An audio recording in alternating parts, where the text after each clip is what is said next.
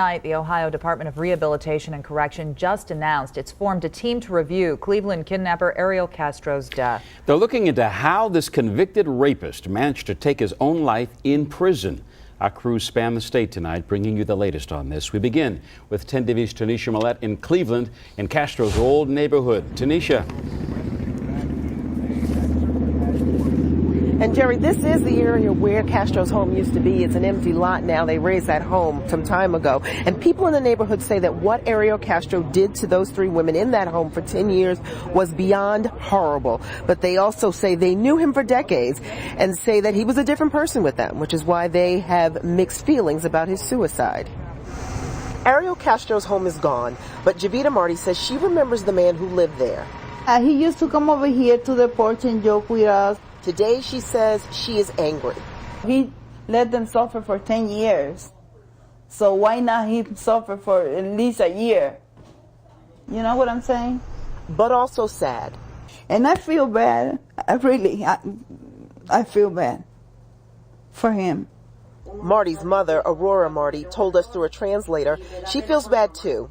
She said that he is a human being. She is saddened and it hurts, to discover or to become aware of such news. But he is a human being, regardless of what people do in life, that she's very saddened for his mom.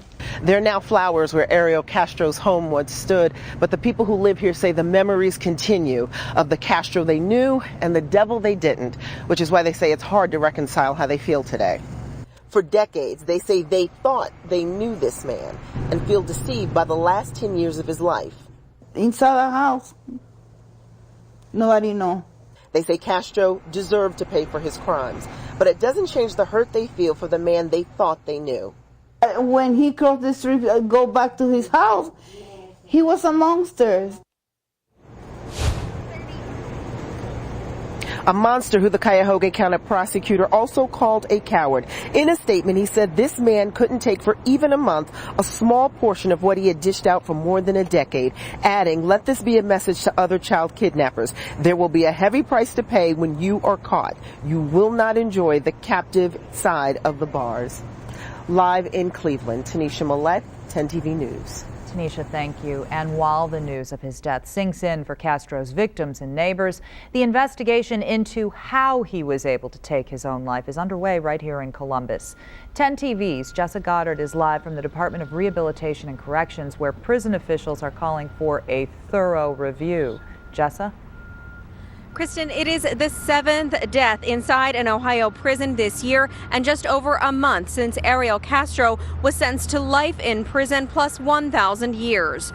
Guards at the Correctional Reception Center in Orient found Castro hanging from a bedsheet in his cell last night. The Franklin County coroner performed an autopsy this morning and ruled his death a suicide by hanging. Castro was in protective custody, which means he was checked on every 30 minutes, but was not on suicide watch, which requires constant observation.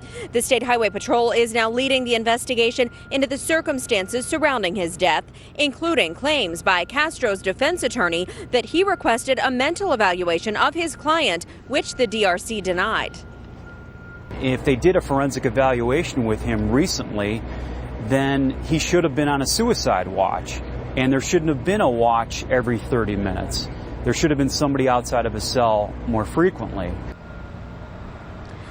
The DRC tells 10 TV the reason for that request was unclear, which is why it was denied. Investigators say they found no sign of a suicide note in Castro's cell. A final autopsy report on Castro's body won't be available for the next 6 to 8 weeks. Reporting live from the State Department of Rehabilitation and Corrections, Jessica Goddard, 10 TV News.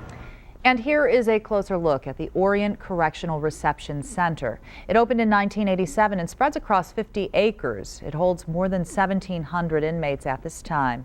It has a staff of 495, with 322 of those dedicated to security. Jerry. Well, the American Civil Liberties Union of Ohio wants the state to conduct a full investigation into this death. This was the 7th suicide in an Ohio prison this year. Castro was the 2nd high-profile inmate to take his own life in the past month. Billy Slagle hanged himself in Chillicothe in August, just days before his scheduled execution. 10 TV will continue to bring you the latest on the Cleveland kidnapper's death and the investigation into suicides at state prisons. On 10tv.com, you'll find the state prison system statement, video of Castro's neighbors reacting, an interactive timeline of the case, and all of our previous stories on the Cleveland kidnappings.